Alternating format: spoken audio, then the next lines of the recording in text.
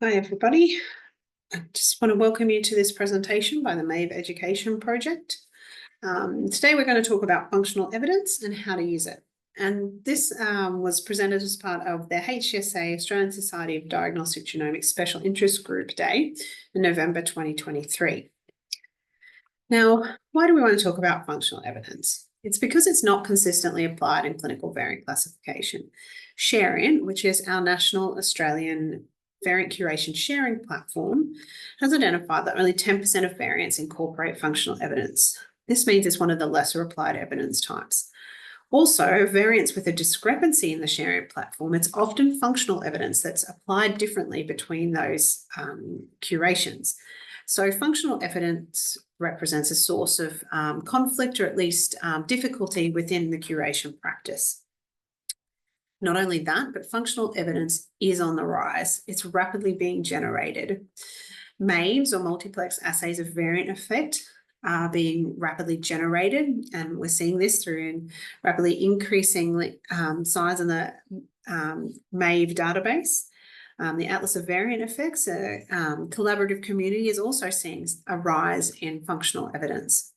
So we really think there's an opportunity here for improving and increasing the application of functional data in variant curation to really see best practice curation and increase and improve diagnoses. So we are aware that standards and resources are being further developed. This is a developing field, and at the moment, sort of the standards and practice is still being defined, really. It's also the beginning of an ongoing conversation, both in the MAVE project, but also internationally across some of these curation projects.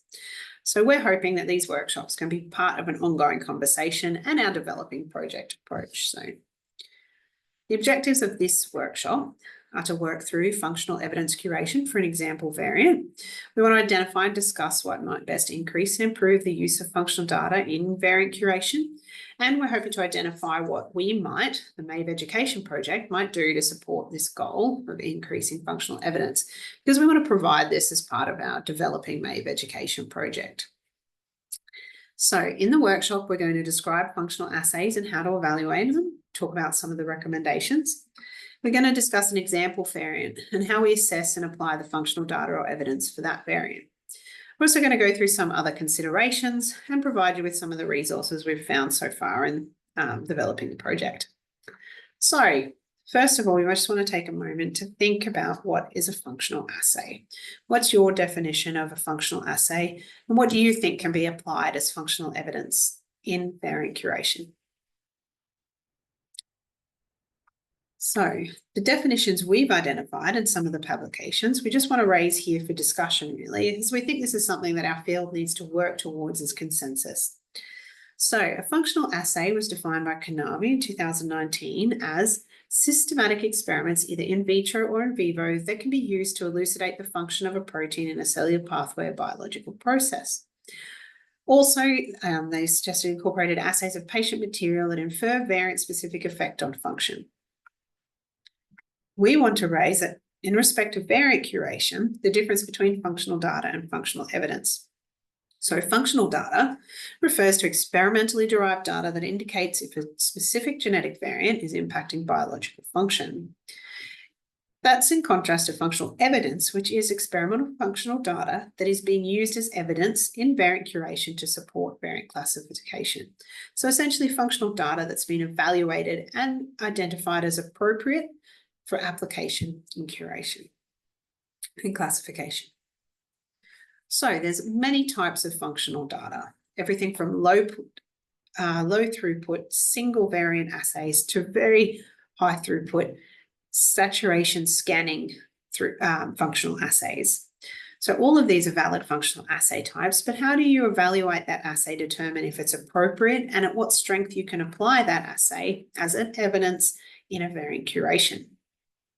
So the concept of functional assays and functional evidence was first identified in Richards in the ACMG AMP classification recommendations. However, we're just going to point out some of the standout statements within the recommendations. First of all, not all functional studies are effective in predicting an impact of gene or protein function. Not all assays can be used as functional evidence. Also, to assess the validity of a functional assay, one must consider how closely that assay reflects biological environment. So not all assays are the appropriate system for functional evidence. Then, finally, validation, reproducibility, and robustness of data that assess the analytical performance of the assay are important factors to consider. You need to have a look at the readouts of quality for that assay to determine if you really can use it as evidence in curation. So, in other words, how do we determine if an assay really does predict pathogenicity? In other words, how do we convert functional data to functional evidence? So just a quick summary or an overview of the process to be able to curate functional data or evidence. First of all, you want to collect up all the functional assay data. How do you find all the relevant experimental data and all the functional assays that you might be able to apply? Then you need to assess all these instances of functional data. Are the assays appropriate and are they reliable? Then you need to determine or calibrate the functional data to determine what evidence strength you can apply in curation. Then finally, you can apply this functional evidence to a relevant variant within the classification. So there are a number of sources of functional data. We've collected up this list and we will go back to this in our example assay, but ultimately there are lots of different ways you can identify functional data. However, this remains a point of difficulty raised by our project participants. So identifying the functional assays that are specific to a variant can be a time-consuming process. But next you need to curate, assess and calibrate that functional data to determine what evidence strength, or if you can apply that assay as evidence. So there are recommendations for how to do this. First, Benich 2020, you can see the PubMed ID here. And Benich gives a little flow diagram which supports how you can consider, essentially evaluate if that functional data is appropriate for use as functional evidence and what evidence strength to apply. So step 1 and 2 in these recommendations say define the disease mechanism and evaluate the applicability of the assay class used. So how do we consider assay class? How do we define assay class? Do we even need to? So after discussions in our project group, we simplified this down to what function is being tested and what function is relevant to pathogenicity in humans. So think about some examples of functional assays or things that you would consider to be appropriate for functional evidence in curation. Is that function relevant to the disease mechanism that you're considering? So there are a few ways to consider assay class, but we've broken it down into these things that you can consider so that you can assess whether or not the assay is appropriate for assessing the disease mechanism. So, for example, the system that's being used for the assay is important to consider. Is it a cell-derived assay? Is it a complex system or a biochemical assay? Also, you consider the method that's being used for that assay. Is this variant a natural mutant or a patient-derived cell line? Or is it a knockdown or knockout model? And which particular method have you used to knock down or to introduce that variant into your assay system? Finally, what readout are you looking at is important. Is it a cell number, cell survival type assay, or are you looking at the number of sequencing reads? Also, there's you can look at protein expression or protein localization. There are many more readouts that are possible from a functional assay. So really, all of these things can integrate together to form the assay class, and you need to consider many of these things to determine if the assay class is an appropriate model for that disease mechanism. So now we're going to go through this particular variant, the BRCA1 variant, P1749R. This is a pathogenic missense variant in BRCA1 exon 20 observed in a family with ovarian breast cancer. Exon 20 is the legacy nomenclature. You can find more information on this variant on the BRCA Exchange, the ID link there. So first of all, we've collected up the functional assay data for this variant. And how do we find all the relevant data for this BRCA variant? So we identified many publications using these various search options here, and we're indicating our preference methods here, but really there are a lot of different systems, and we've had a number of our participants identify additional systems. We're wondering what additional approaches you might use to identify functional data, and please feel free to let us know if there's something you found works really well, because we'll share it with our project participants. We're specifically identifying these two assays that we're going to go through and evaluate their applicability as evidence in classification. So we do have a handy hint. You can find the SVA functional assay documentation worksheet on the ClinGen website. This was created for the VCEPs to support their curation of functional data, but it does provide a useful format to store information about assays. It does, however, assay class does, however, remain difficult. But we do suggest you have a look and see if this worksheet can help you in curating your functional assays. Then you can also look for expert reviews. This can help you collect the information. If you go to the VCEP criteria specifications, you can sometimes find an assay that includes your variant. Okay, so let's suppose we've collected up all the functional assay data and found a specific assay that we want to evaluate to determine if it's appropriate and reliable and what evidence strength, if any, we can apply. So we recommend going to the Burnitz recommendations again. This gives you some suggestions for how you can evaluate if an assay is valid and what evidence you can strength you can use interpret from that assay. Essentially, Burnitz can be broken down into considering the number of variant controls that are used in the assay.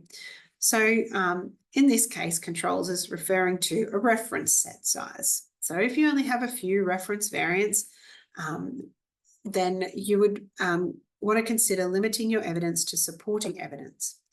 If you have less than 10 controls, you may want to consider limiting your evidence to supporting evidence. However, if you have more than 10 controls, then you could apply this as moderate evidence, or if you have more than 10 controls, you can likely determine the odds path to determine specifically the evidence strength that is applicable for that assay. And we're going to go through an example of this. First of all, however, this assay, Scully 99, this is an assay in HCC 1973, which is a BRCA mutant breast cancer cell line, and is a gamma irradiation sensitivity assay. And this cell line has had a retroviral introduction of either wild type or a variant BRCA1. It has assayed a couple of variants, 1, 2, 3 variants in this case. So first of all, we want to assess or define the disease mechanism and assess if it's an applicable class of assay for assessing this disease mechanism. So you want to consider what functions being tested. Is that function relevant to pathogenicity in humans? And is the assay class reliable and trusted? So the disease mechanism in question here is BRCA1 mediated homology-directed DNA repair. BRCA loss leads to double-stranded break repair, which causes DNA damage accumulation, which leads to cancer or breast cancer. How do we determine if this assay, however, is an appropriate model for this disease? So, is the assay appropriate? First of all, what functions being tested? In this case, BRCA1 DNA repair after irradiation. Next, is that function relevant to pathogenicity in humans? So this is a breast cancer cell line with an assay readout that is relevant to DNA repair. So we would believe that this assay is an appropriate model for the disease. Is this assay class valid and trusted? And has it been considered or used appropriate by others? You can liaise with a functional gene expert, but in this case, the experts do consider this assay an appropriate model for disease. So next you need to evaluate the validity of this specific assay. Is the assay good enough? The replicates and controls, consider those. So for the validity, this assay was performed in triplicate and it does have negative and wild type controls. The method, a rescue of a reported BRCA non-functional breast cancer mouse model, cell model, is also a known method, reliable method. So is this assay valid for use? We consider this assay as a valid model for assessing this disease mechanism. and this assay is valid for use in this case. So the next thing you want to do is to determine what evidence strength you can apply. So the first question is, how many known variants are in the assay? What are the controls used? How many controls are used? What's the reference set size? Is it sufficient to calculate odds path? And what evidence strength can I apply? So can you calculate odds path in this case? No, there's not enough controls. There's a less than 10. So what functional evidence level can you apply? In this case, with not enough controls, but a valid assay for functional evidence, we could apply a supporting level of evidence of supporting pathogenicity. However, let's move on to high throughput assays. So the MAVE Education Project is hoping to increase the use of MAVEs, which are massive multiplex assays of variant effect. And these assay a very large number, in fact, all of the potential variants within a specific genomic region. And I just want to bring your attention to these publications, which are sharing recommendations around the production and consideration of MAVEs, and they can give you an idea of the quality considerations and some of the language around how to consider MAVE assays and high throughput assays. So I recommend these publications. However, in this workshop, we're going to consider a specific MAVE assay. This is the Finley 2018 assay, which is evaluating the functional impact of a large number of BRCA1 variants. It's a saturation genome editing screen of BRCA1 and is assessing essentially the cell viability after variant introduction. It's performed in HAP1 haploid cells and essentially is using variant construct selection as a readout. In other words, it's using the loss of single nucleotide variant reads as an indicator of loss of function for that variant. So in regards to defining the disease mechanism and evaluating the applicability, we can say that this assay class is considered appropriate model of disease. You can find this in the BSEPs or in the BRCA1 expert group BRCA exchange. So this assay separates variants into categories based on their function score. So variants with a loss of function score, a functional score, or some that it categorizes into an intermediate score. And if we want to evaluate the validity of this specific instance of assay, we can say this assay has been performed in triplicate and has a large number of assay controls. So it has 169 pathogenic and 22 benign clinically classified variants, which have been incorporated into this assay. And so we can determine their functional scores. This means that it's possible to calculate an odds path for this particular assay, which means we can determine the predictive power or the evidence strength of these functional categories. So an odds path can be calculated for this assay, but how do we do that? So what we can do is use the performance of the reference set variants in these functional categories as an indicator of the predictive power of the assay. So, in other words, 162 of the 169 pathogenic reference variants are categorized in the loss of function category, and 22 of 29 benign reference set variants categorized within the functional category. And we can actually calculate the proportion of pathogenic variants in the loss of function category over the proportion that are not to determine the predictive power of the loss of function category. In other words, using this spreadsheet, we can calculate the proportion of pathogenic variants that are correctly predicted over the proportion of pathogenic variants that are incorrectly predicted to figure out the predictive power of that category. And this calculates to a likelihood ratio of 21.9. What do we do with this? So we compare this to the evidence strength thresholds that were determined in TAPTIGI in 2018. And a likelihood ratio of 21.9 is above the threshold of odds of pathogenicity of PS3 strong evidence. Therefore, the evidence strength of the loss of function category with its likelihood ratio of 21.9 is sufficient for PS3 or strong evidence of pathogenicity. What does this mean to our variant? So our P1749 variant, what functional evidence can we apply? This variant has a functional score of -3.3, well within the loss of function category that we determined to have a strong evidence towards pathogenicity or have an evidence criteria of PS3. So I just want to quickly point out as a handy hint that experts have already reviewed this assay. You can find Finlay et al. In the BRCA exchange where it's confirmed for use as functional evidence for BRCA1/2. And you can also find this in the CanVig UK functional assay spreadsheet. Both of these recommend that this assay can be used as PS3 or strong evidence of pathogenicity, such as we've just evaluated in a by likelihood ratio. So we have all the functional studies. Now what? How do we apply this evidence?